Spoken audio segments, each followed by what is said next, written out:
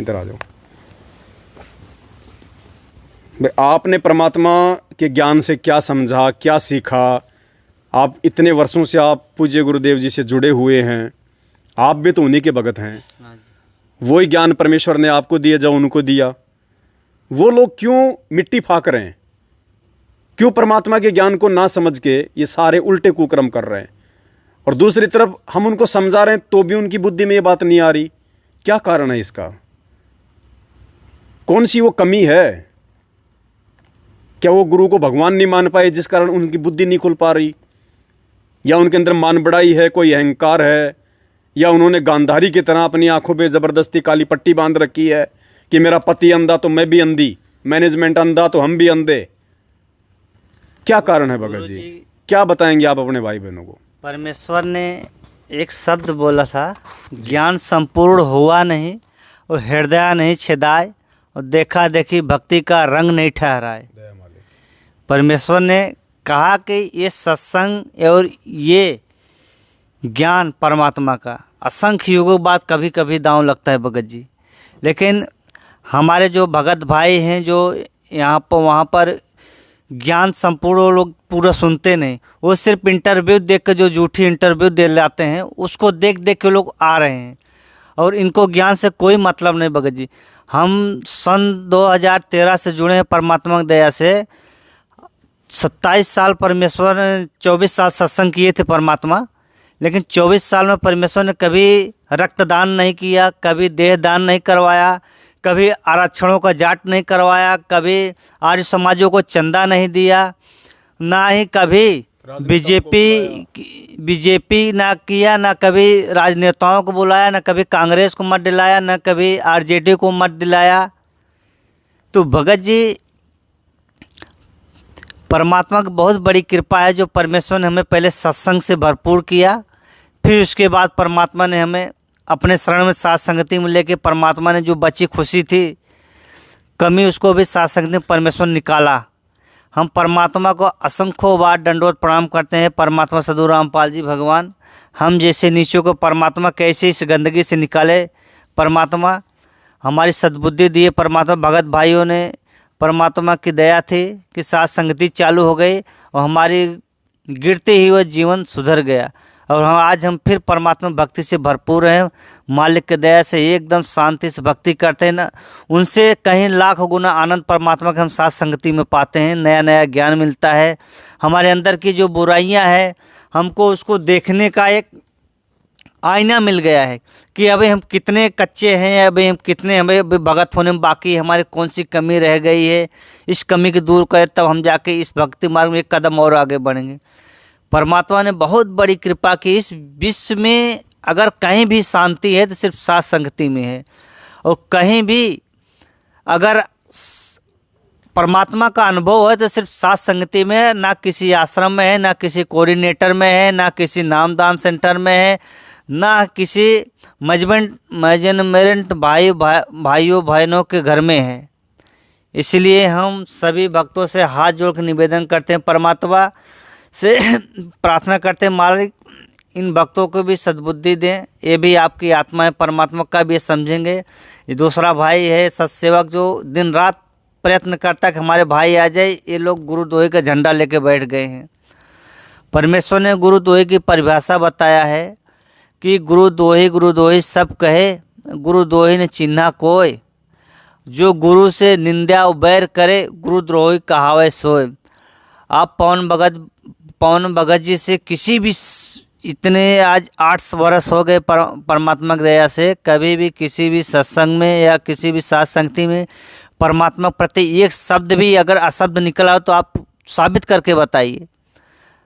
गुरु जी के ज्ञान आधार कहता है, गुरु जी सत्संग में कहते हैं कि गुरुद्रोही उसको कहते हैं जो गुरु जी की निंदा करता है। आप तो कहीं तो देखिए अगर परमात्मा को ज्ञान आधार से अगर आपको मिलता है तो आप बताइए, अगर नहीं मिलता है तो आप परमात्मा के ज्ञान से और सत्सेवकों के ज्ञान से उसको आप मेल करिए। अगर सही है तो आने की कृपा करें। दास तो यही कहेगा, इस समय बार बार नहीं मिलेगा और परमात्मा बहुत बड़ी कृपा कर रहे हैं। साथ संगति से शंका समाधान पुस्तक भिजवा रहे हैं। आप सभी भाइयों से हाथ जोड़ के प्रार्थना करता हूँ, सिर्फ एक बार पढ़िए, दास को लगता है 100% आपकी काया बदल जाएगी, आपके घर की जो परिस्थिति है, जो कला क्लेश है, वो भी मिट जाएगी। क्योंकि परमात्मा ने सात संगति में ऐसा ज्ञान छुपा के रखा है, ऐसा मर्यादा बताए हैं परमात्मा ने, जिसको पालन करने से हमारे अंतःकरण की सभी शंकाएँ मिट जाती है और निर्भय होकर हम भक्ति करें। बंदी छोड़ सदगुरु रामपाल जी भगवान की जय हो। भगत जी एक शंका और है। शंका ये है, जैसे ये मेजरमेंट जो भाई बहन हैं, इनको अगर हम पुस्तक सेवा करने के जाते हैं, पहले तो जब तक शंका समाधान पुस्तक नहीं छपी थी तब तक ये लोग फ़ोन से बात भी होता था, सब कुछ होता था।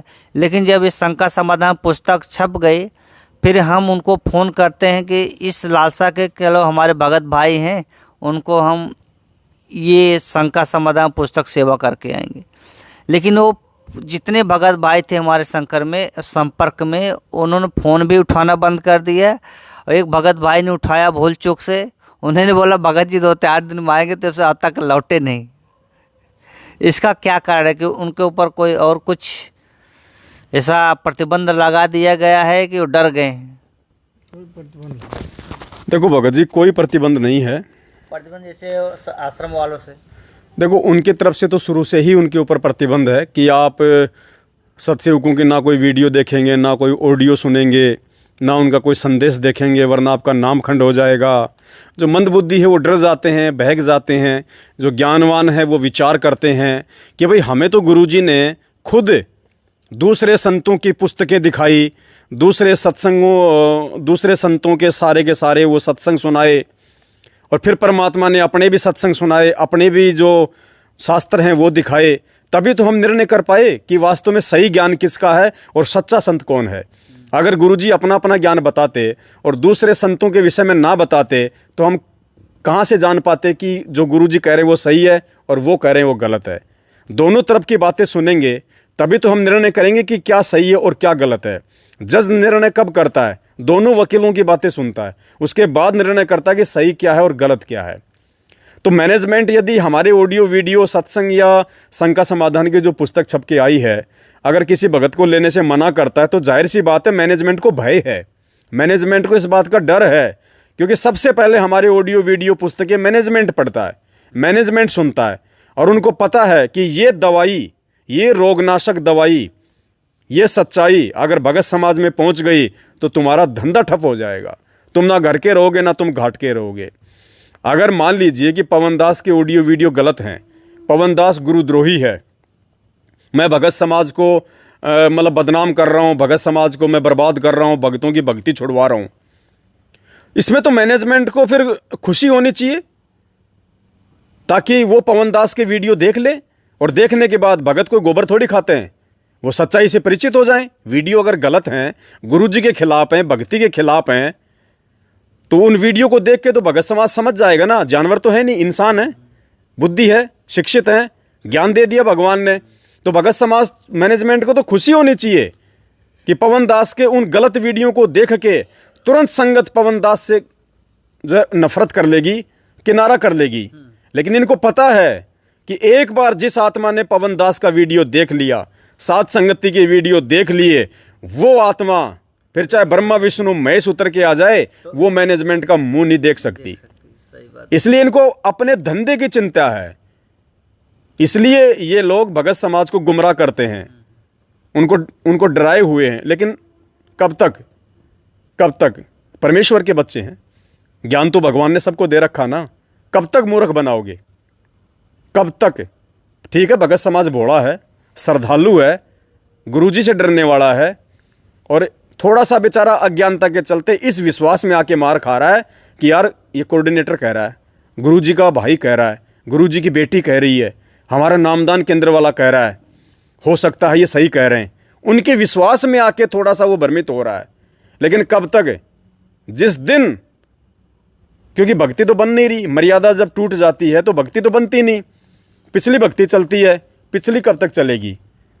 जब उनके माड़े कर्म उनको सेधेंगे और गुरुदेव की तरफ से कोई आशीर्वाद उनको है नहीं भक्तों को, क्योंकि मर्यादा सबकी मैनेजमेंट ने ये उल्टे कर्म करवा के तोड़वाई रखी है। क्या कहा था गुरुदेव ने जब हमारे को प्रथम नाम दिया था? बच्चों, ना तुमने गलत काम करना है, ना गलत काम में सहयोग करना है। सहयोग तो छोड़ो, इन्होंने तो गलत काम करवा दिए सारे मैनेज हमारे, सब तो गलत ही करवा रहे हैं हमारे भगत भाई बहनों से। तो जब इनको ये माड़े कर्म सेधेंगे, देखो भगत जी, कोई भी आदमी है 40 साल तक जब वो शराब पीता है तो उसको उस शराब के जो अवगुण होते हैं ना, वो रिएक्शन नहीं करते। क्यों? युवा होता है, गर्म खून होता है। वो चाहे बीड़ी पीवे, चाहे सिगरेट पीवे, चाहे गुटखा खावे, चाहे जर्दा खाए, चाहे शराब पिए, क्योंकि युवा है, रोग प्रतिरोधक क्षमता है उसमें। 40-45 साल तक उसको कोई असर नहीं होता उन चीज़ों का।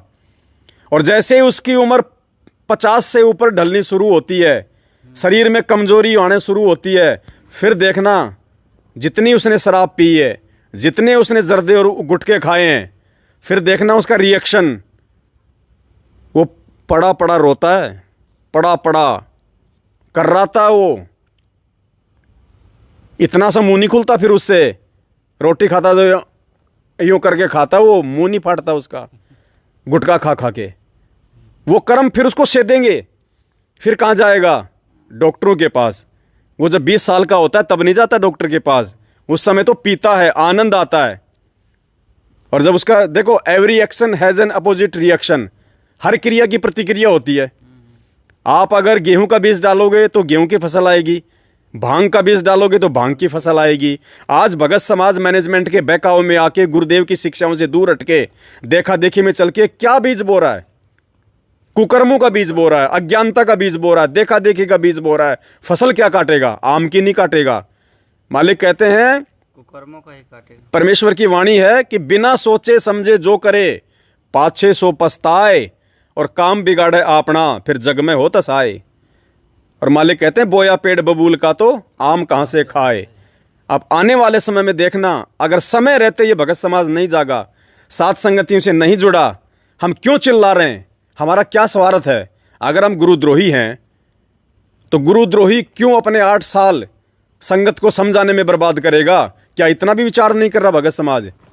लेकिन बात आप भी बिल्कुल सही कह रहे हैं कि वर्तमान में भगत समाज जो जुड़ रहा है संत रामपाल जी महाराज जी से, उनके जेल जाने के बाद इन फर्जी नामदान केंद्रों से, वो ज्ञान को आधार बना के नहीं जुड़ रहा, वो देखा देखी में जुड़ रहा है, मीठे मीठे इंटरव्यू देख के जुड़ रहा है। क्योंकि आज जितने भी टीवी चैनल चल रहे हैं, किसी भी टीवी चैनल पे कोई भी इंटरव्यू ऐसा नहीं दिखाया जाता है जो ज्ञान आधारी हो। हर इंटरव्यू में एक डॉक्टरों की रिपोर्ट दे के खड़ा कर दिया जाता है, मेरे कैंसर था, मेरे डायबिटीज़ थी, मेरे पेट में गांठ थी, मेरे दिमाग में कैंसर था, यो ठीक कर दिया, वो ठीक कर दिया। तो इंटरव्यू देखने वाले क्या समझेंगे कि संत रामपाल जी तो भाई साहब रोग ठीक करने वाले ही हैं। वो ज्ञानवान से कोई मतलब नहीं है उनको, वो अपने दुखों के लिए आएंगे। फिर आदमी जैसा देखेगा वैसा ही तो करेगा। और आज पूरी दुनिया दुखी है, हर आदमी किसी न किसी तकलीफ से, बीमारी से, आर्थिक समस्या से जूझ रहा है। अब ऐसे इंटरव्यू जब कोई देखेगा कि मैं पीजीआई चली गई थी, वहाँ फ़ायदा नहीं हुआ, अग्रोहा हॉस्पिटल गई, वहाँ फ़ायदा नहीं हुआ, फिर संत रामपाल जी से नाम लिया, मेरी गांठ ही गायब हो गई। अब जिसके पेट में गांठ है वो क्या करेगा? वो अपनी गांठ के लिए आएगा, ज्ञान के लिए नहीं आएगा। तो ऐसे ही भगत भाई बहनों का टोल इकट्ठा हो रहा है जो ज्ञान को आधार बना के नहीं जुड़े। परमेश्वर ने कहा कि ज्ञान संपूर्ण हुआ नहीं और हृदय नहीं छिदाए, देखा देखी भक्ति का रंग नहीं ठहराए। ये देखा देखी जुड़ रहे हैं लोग, क्योंकि इनको तो अपना धंधा करना है, इनको तो वो मेडिकल वाले इंटरव्यू दिखाने हैं ताकि लोग आवें, और आएंगे तो परमेश्वर का तो मंत्र जो भक्ति है उसमें शक्ति है, और वो तो अनजान आत्मा है। परमात्मा को पता है कि हर जगह से भटक फिर के ये आत्मा आ रही है, भले ये अपने रोग के लिए आ रही है, भले ये दुखों से ये दुखी होके आ रही है, भले ये इनके जाल में फंस के आ रही है, लेकिन उस परमेश्वर को पता है कि ये आत्मा हर कहीं से दुखी है।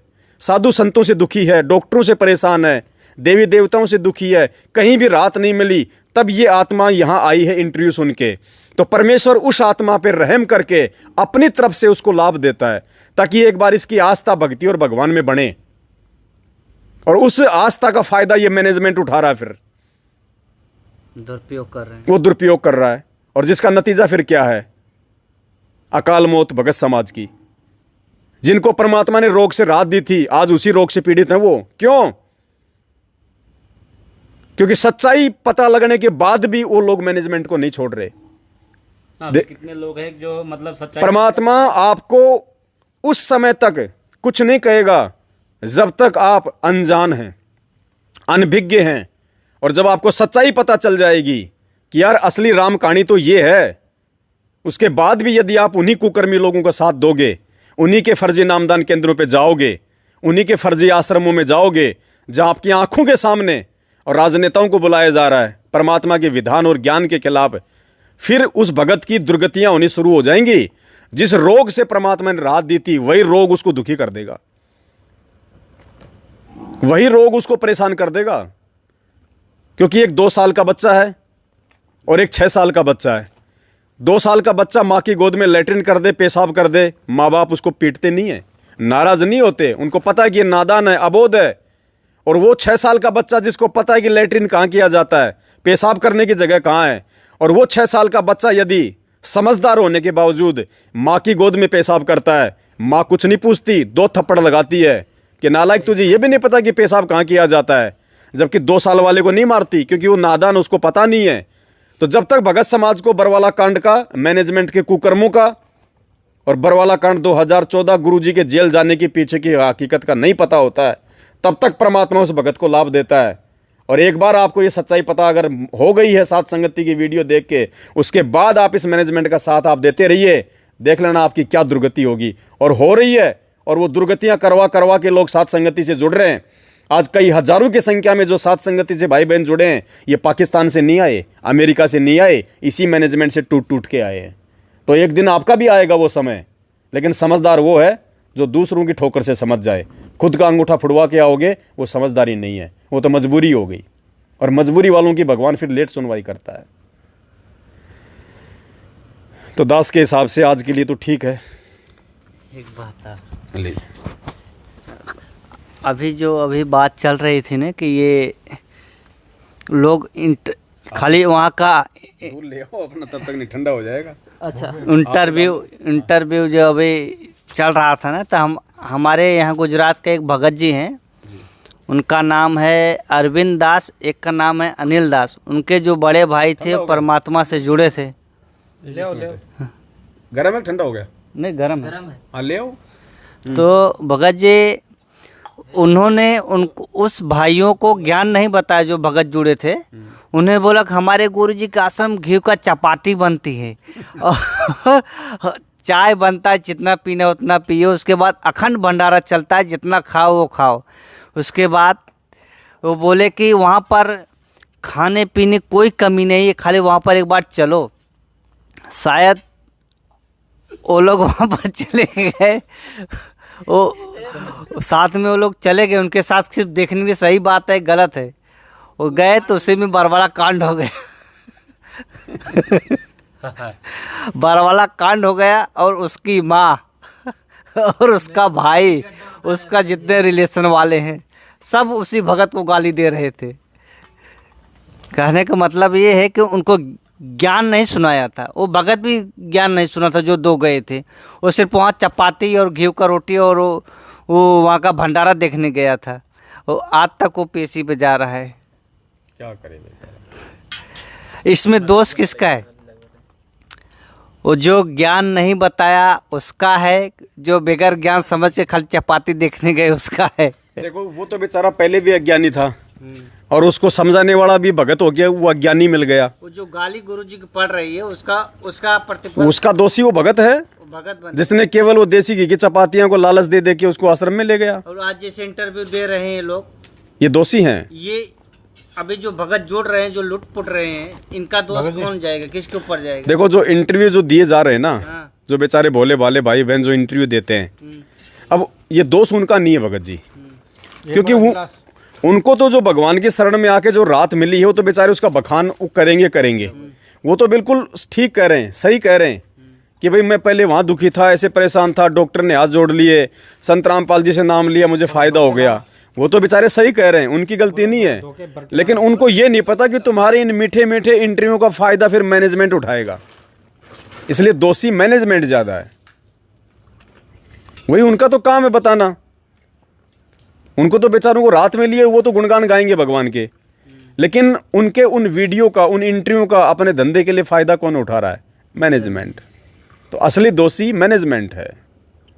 और वो भाई बहन हैं जो समझदार हैं लाखों की संख्या में संगत में, लेकिन जो महाभारत के भीष्म, कर्ण और द्रोणाचार्य की तरह द्रौपदी को नंगा देखने की चाहत में आंखों पे काली पट्टी बांध के बैठे हैं, उनके भी अंत में बक्कल उतरेगा।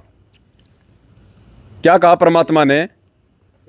वो भीष्म पितामह इतने बड़े पद पे होके, इतना बड़ा सूरवीर होके, और जब वो दुशासन द्रौपदी का साड़ी का पल्लू खींच रहा था, उसने क्यों नहीं मना किया, क्यों नहीं विरोध किया? 2 कारण थे।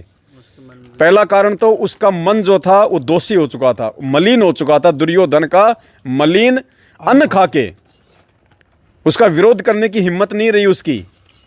और दूसरा उसके मन का दोष था, वो द्रौपदी को नंगा देखना चाहता था। क्या कहा परमात्मा ने अंत में? उसका शरीर बाणों से छलनी हुआ। तो आज ये भगत भाई बहन जो मैनेजमेंट वालों के साथ में अच्छे खासे जिनके संबंध हैं, जिनको 4 भगत अच्छे से जानते हैं, सम्मान देते हैं, ये क्यों नहीं आज इस सच्चाई बता रहे? क्यों नहीं ये सत्संगों का साथ दे रहे? क्योंकि मैनेजमेंट से हराम की कमाई खा के इनका मन मलिन हो चुका है। सामना करने की हिम्मत नहीं है इनमें, गलत को गलत कहने की हिम्मत नहीं रही इनमें। और दूसरा, इनके मन में दोष आ गया क्योंकि इनके स्वार्थ सिद्धि हो रही है। इनको फ्री में घूमना, भटकना, फिरना, खाना, गाड़ियों का डीजल, पेट्रोल, गाड़ियाँ सब इनको मुफ्त में मिलती हैं।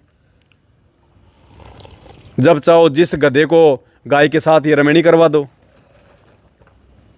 तो बक्कल इनका उतरेगा। परमात्मा ने क्या कहा था करोथा कांड के विषय में? कि वो तो मुख्य दोषी थे आर्य समाजी, लेकिन वो जनता भी दोषी है जो बिना देखे सोचे समझे उनकी बातों पे यकीन कर लिया। तो ये संगत भी दोषी है जो आज बिना सोचे समझे देखे वो गुरुद्रोही। आज संगत में 90% लोगों ने मेरे से बात नहीं करी, लेकिन फिर भी वो गुरुद्रोही बिना सोचे समझे, बिना मेरे विचारों को जाने, बिना वीडियो देखे, और किसी को सीधा गुरुद्रोही कह देना, किसी के मन में, अपने मन में दोष ले आना, सबसे बड़ा दोष है, सबसे बड़ा दोषी बनना है। तो बक्कल तो इनके भी उतरेंगे, चाहे कोई बीमार हो, चाहे किसी का एक्सीडेंट हो, चाहे किसी को बीमारी लगे। परमात्मा तो छोड़ने वाला नहीं है। राम किसी को मारे नहीं, मारे तो हत्यारा राम, अपने आप ही मर जाएंगे कर कर खोटे काम। परमात्मा समय का इंतजार कर रहा है कि इनके कुकर्मों का भाग्य उदय कब होगा, और फिर देखना आप उस समय इस संगत का क्या हाल होगा। ये जो भगत जी संगत है, जो संगत है, जो इतना हम लोग परमात्मा दे साथ संगत की वीडियो भेजते हैं, वो सब कुछ भेजते रहते हैं, जितना वीडियो आता है, तो भी वहाँ तक देखते तो हैं, लेकिन उसका फिर कोई रिप्लाई नहीं करते।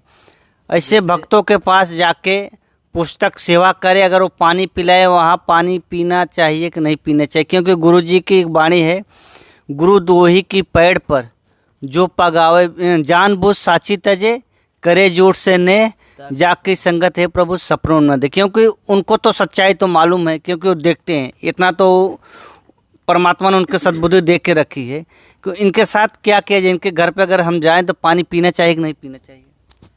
देखो भगत जी, परमात्मा ने बताया जब तक कोई भगत गुरुद्रोही नहीं होता है, ठीक है, तब तक हमने उससे किसी प्रकार का बैर भाव नहीं रखना है।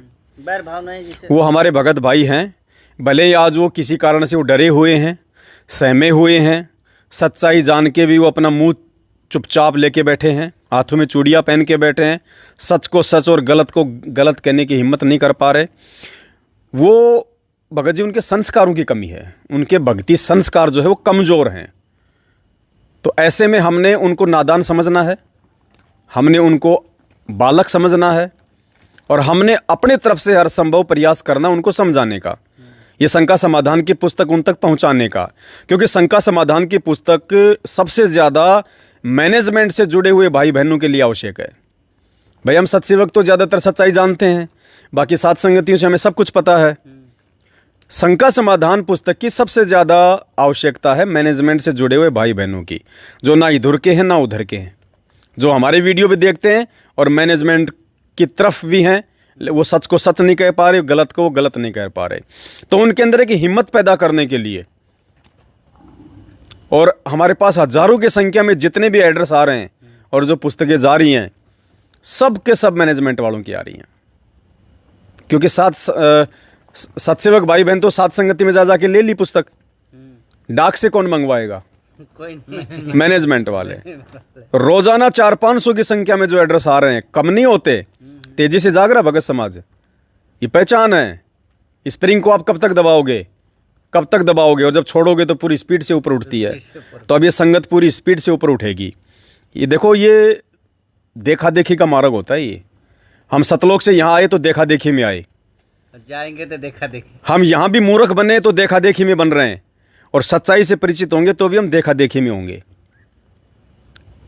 तो परमात्मा का वचन फैल नहीं हो सकता, एक दिन पूरी संगत को साध संगति का हिस्सा बनना पड़ेगा। परमात्मा कहते हैं साध संगति से भेद जो पाया, और मालिक कहते हैं साधु संगति पूर्ण पद ज्ञाना। साधु संगति पूर्ण पद ज्ञाना, साधुओं की संगति ही असली ज्ञान है, असली जानकारी है। अब बहुत सारे भाई बहन कह देते हैं कि साधु तो अपने गुरुजी के लिए कहा है। अरे गुरुजी के लिए साधु शब्द नहीं है, गुरुजी तो परमात्मा है, वो परम संत हैं, महापुरुष हैं। जो साधु शब्द है ना, वो भगत के लिए है। परमेश्वर ने अपने हर दोहे में क्या कहा? कहे कबीर सुनो भाई साधो। तो कबीर जी को आप साधु कहोगे क्या? वो तो खुद कह रहे हैं कि कहे कबीर सुनो भाई साधो। साधो यानी भक्तो। अरे सुनो भक्तो, मेरी प्यारी आत्माओं। तो यहां जो साधु संगति पूर्ण पद ज्ञाना, जन्म कर्म मेटो दुख दुंदा, ये परमात्मा साधु संगति शब्द कहां यूज कर रहे हैं? हम भक्तों के लिए। साध संगति से भेद जो पाया, हम आपस में भगत भाई बहन बैठ के परमात्मा के द्वारा किए गए वचनों पे चर्चा करेंगे, नए नए भेद निकल के आएंगे। आज हमने गुरु जी को भगवान माना, कहां से माना? मैनेजमेंट से या साध संगति से? साथ संगति से। आज हमने दाढ़ी मूंछ वाली फोटो को अपने घरों से निकाल के भगवान को बैठा दिया दरबार में, गुरुदेव को। कहां से सीखा? मैनेजमेंट से या साध संगति से? साथ संगति से। गुरु ही भगवान होता है। गुरुर ब्रह्मा गुरुर विष्णु गुरुर देवो महेश्वर, गुरुर साक्षात परब्रह्म तस्मै श्री गुरुवे नमः। ये हमने कहां से सीखा? मैनेजमेंट से या साध संगति से? साथ संगति से भगत। आज हम अपने गुरुदेव भगवान को हलवे राम का भोग लगा के हम उनको प्रसन्न कर रहे हैं, अपने 3 ताप को मेट रहे हैं। क्या कहते हैं परमात्मा? जिन भक्तों का ये भोग लग जावे, उनके 3 ताप नसावे। तो ये पूज्य गुरुदेव को भगवान मान के भोग लगाना हमने कहां से सीखा? मैनेजमेंट से, साध संगति से। और ये भोली संगत ने गालियां निकालना, उल्टा सीधा बोलना, लठ मारना, ये कहां से सीखा? मैनेजमेंट से सीखा ना। राजनेताओं के तलवे चाटना, राजनेताओं को महत्व देना, ये कहां से सीखा? मैनेजमेंट वाले से। गांधारी बनना किससे सीखा? मैनेजमेंट से। तो भगत जी देखा देखी का मार्ग है। जैसे ये बिगड़ रहे ना, वैसे सुधरेंगे एक दिन। लेकिन हम भक्तों ने इनको अपना भाई बहन समझते हुए हर संभव इनको काल के जाल से निकालने का ही प्रयास करना है। क्योंकि परमात्मा जिसको जिम्मेदारी देता है ना, बहुत सोच समझ के देता है। तो ये जिम्मेदारी संगत तक सच्चाई पहुंचाने की भगवान ने सत्सेवकों के ऊपर बख्शी है। और ऐसी जिम्मेदारी भगवान किसी भी विश्वास करके बख्शता है। आपके घर में 3 बच्चे हैं, एक 2 साल का, एक 6 साल का, एक 12 साल का। आप घर से बाहर जाओगे, घर की चाबी आप कौन से बच्चे को देके जाओगे? समझदार को देके जाओगे ना। तो जो काम स्वयं जो परमात्मा कर रहा है, अज्ञान और पाखंड को समाप्त करना, वो जिम्मेदारी भगवान ने आज जेल जाने के बाद हम सत्सेवकों को दी है। तो हम इस जिम्मेदारी को पूरी लगन और तन्मयता के साथ में निभाएंगे। कल को परमेश्वर आके ये ना कह दे कि जब तुम्हें सच्चाई का पता था, मैंने जब तुम्हारी बुद्धि खोल दी थी, तुमने अपने भाई बहनों को काल के जाल में जाने से क्यों नहीं रोका? क्या जवाब देंगे? 3 साल के लिए किसी का बाप विदेश कमाने चला जाए, पीछे उसके 2 बच्चे हैं, छोटा बच्चा कुसंगति में पड़ जाए, बड़े भाई की क्या जिम्मेदारी बनती है? समझा के, अगर नहीं समझाएगा तो बाप आके किसको डांटेगा? बड़े बच्चे को। तो ये आप और हमारी जिम्मेदारी बनती है। इसीलिए आप और हम परमात्मा जी के आशीर्वाद से ये पुस्तकें छपवा रहे हैं, वरना हमारा क्या फ़ायदा इसमें? हम तो फ्री भेज रहे। कोई पैसा दे तो दे, नहीं तो ना दे, भेज रहे हैं ना फ्री। सेवा के लिए भक्तों के पैसे आते हैं, हम क्यों मना करते हैं कि अभी नहीं चाहिए सेवा, हमारे पास बहुत रखी है? क्या आज तक मैनेजमेंट ने कभी कहा कि भक्तों दान बंद कर दो, हमारे पास में बहुत आ गया? तो पाठ पे पाठ रखवा रहे हैं और भी अंदर। तो हमने परमेश्वर के वचन अनुसार उनके जैसा बनना है। गुरु को कीजिए दंडवत कोटि कोटि प्रणाम, कीट न जाने भरंग को गुरु कर ले आप। तो तो हमें गुरुदेव अपने जैसा बनाना चाहते हैं, तो हमने भी प्रयास करना पड़ेगा गुरुदेव के जैसा बनने का। उनके पद चिन्हों पे चलते हुए, उनकी शिक्षाओं पे अमल करके ही गुरुदेव के जैसा बना जा सकता, और गुरुदेव के जैसा बने बिना हम सतलोक नहीं जा सकते। जय हो बंदे। तो ये जो बुद्धि है ना भगत जी, भक्ति मार्ग में जो इतनी, जो आज हम सैकड़ों की संख्या में, हजारों की संख्या में सात संगति से जुड़े भाई बहन जो समझ पा रहे हैं, और स्वयं अपने आत्म कल्याण के लिए हम चिंतित हैं। सही गलत का निर्णय जब तक भगत करना नहीं सीखेगा, वो भक्ति नहीं कर पाएगा। परमात्मा कब तक हाथ पकड़ के चलाएगा? छोटा बच्चा होता है 6 महीने का, 1 साल का, बाप उसके दोनों हाथ पकड़ के उसको पैरू चलाता है ना। फिर बाप क्या करता है, कुछ दिनों बाद में उसका एक हाथ पकड़ता है। फिर थोड़े दिन बाद क्या करेगा, उसको लकड़ी देता है। बाप उस बच्चे को सीधा खड़ा कर देगा और फिर क्या कहेगा, आजा बेटा, आजा आजा आजा आजा, ले ले ले, आजा आजा। वो बच्चा धीरे धीरे पैर रखेगा और बाप क्या करता है, उसके चारों तरफ यूं हाथ रख देता है, घेरा बना के रखता है हाथों का, कि अगर ये गिरेगा तो मैं तुरंत उठा लूंगा। तो जब भगत नादान होता है, भोला होता है, तो परमात्मा उसके साथ में ऐसा ही रिएक्शन करता है। मालिक पूज्य गुरुदेव जी ने कहा ना कि जैसे जो कुम्हार होता है, जो कच्चा मटका होता है, उसके साथ में क्या करता है, एक हाथ अंदर हाथ रखता है, ऊपर से चोट मारता है। और जब घड़ा जब पक जाता है तब क्या करता है, तब जिस काम के लिए घड़े को बनाया उस काम में लेता है ना। तपाता है। तो हम सात संगति से जुड़े हुए भाई बहन, जो मटके जो परमेश्वर ने जो पका दिए, और पके हुए मटके से फिर काम लिया जाता है, तो परमेश्वर ने हमारे को पका के ज्ञान रूपी निर्मल जल दे दिया। इस ज्ञान रूपी आग में तपा के, और परमेश्वर आज हमें बाकी जो संगत है उनकी वो ज्ञान वाली प्यास बुझाने के लिए परमात्मा ने ये तत्व ज्ञान उन तक पहुंचा रहे हैं कि अब इनको समझाओ, तुम इनकी प्यास बुझाओ, ये प्यासे हैं बेचारे। मैनेजमेंट ने केवल इनको सूखा आटा खिलाया है, कसार सेक के खाते ना, आटे को सेक के, गेहूं के आटे को, वो सूखा आटा खिला रहा उनको, उनके गले में जम गया, वो सांस नहीं ले पा रहे बेचारे, रास्ता नजर नहीं आ रहा उनको। तो रास्ता कौन दिखाएगा?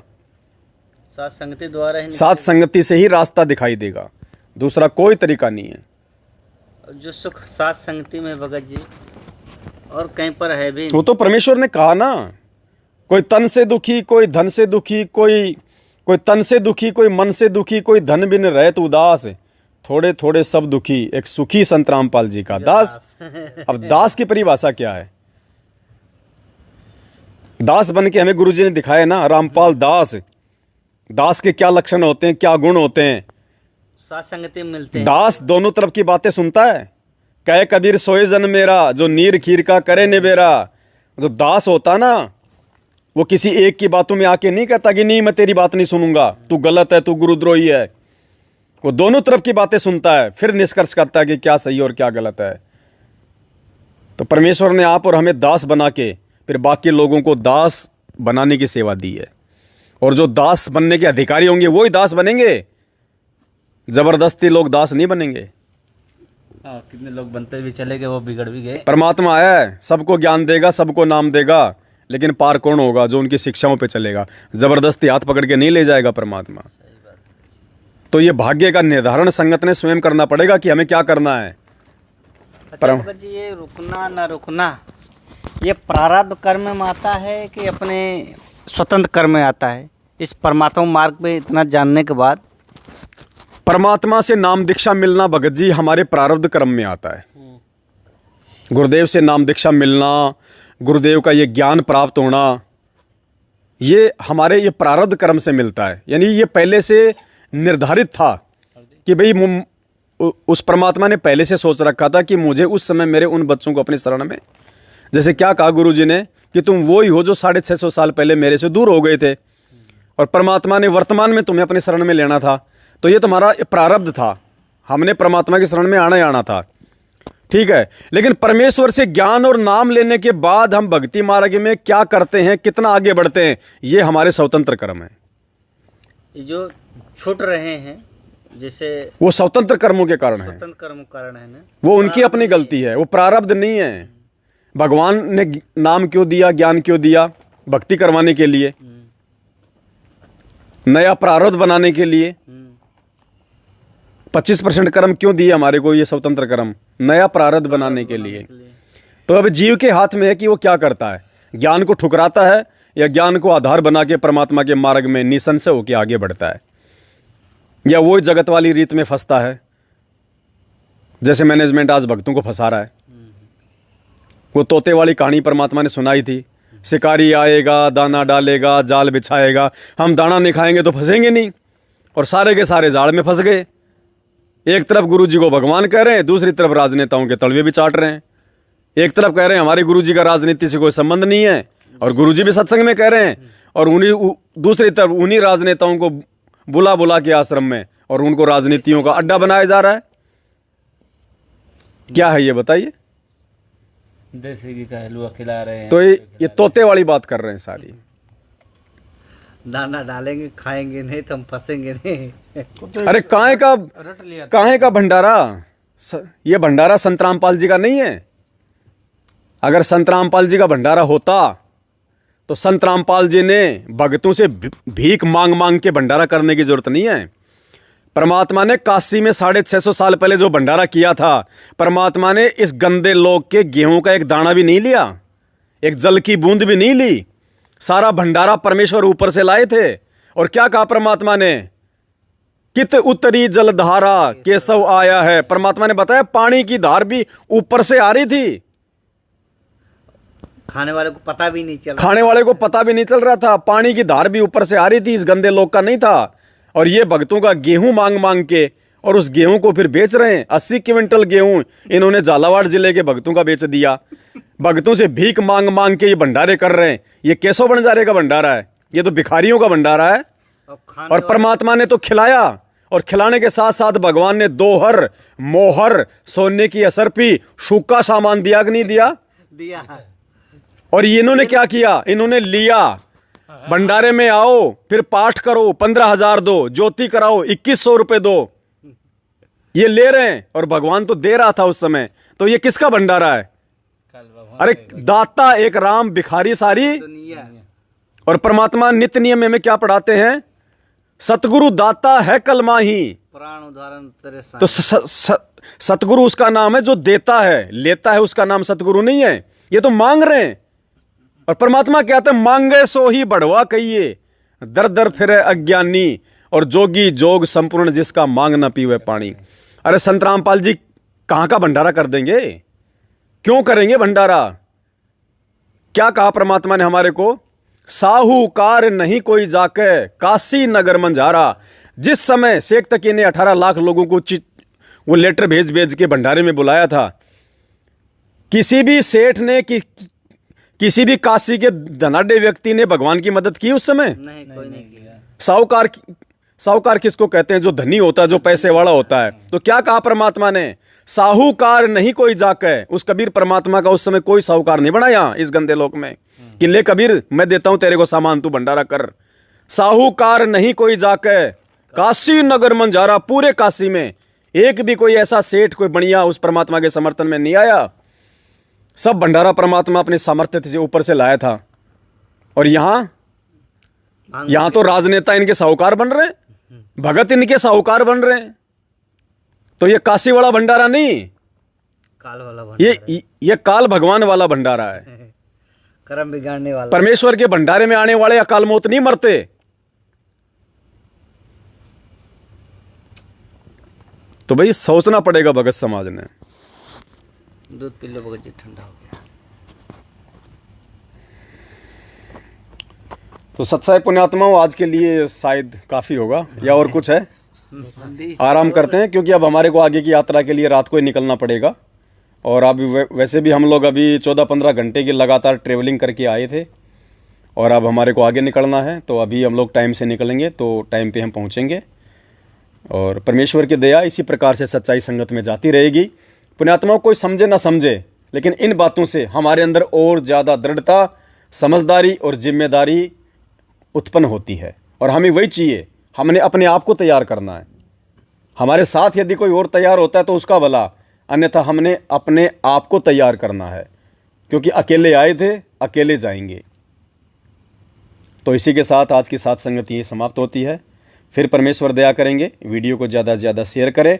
शंका समाधान पुस्तक यदि अभी तक आपके पास नहीं आई है तो 82 73 84 95 60 ये मोबाइल नंबर है। आप अपना पूरा पता पिन कोड नंबर के साथ व्हाट्सअप कर दीजिए, आपके घर पे साथ संगति की पुस्तक आ जाएगी शंका समाधान की। पढ़िए। जानकारी के अभाव में आपकी मर्यादा टूट रही है, मर्यादा टूटने से आपकी भक्ति का सत्यानाश हो रहा, भगवान से दूर हो रहे हैं। ये पुस्तक आपको जानकारी देगी। जानकारी से आप मर्यादाओं के प्रति जागरूक होंगे, आप अपनी भक्ति बचाएंगे। बंदी छोड़ सतगुरु रामपाल जी भगवान की जय हो।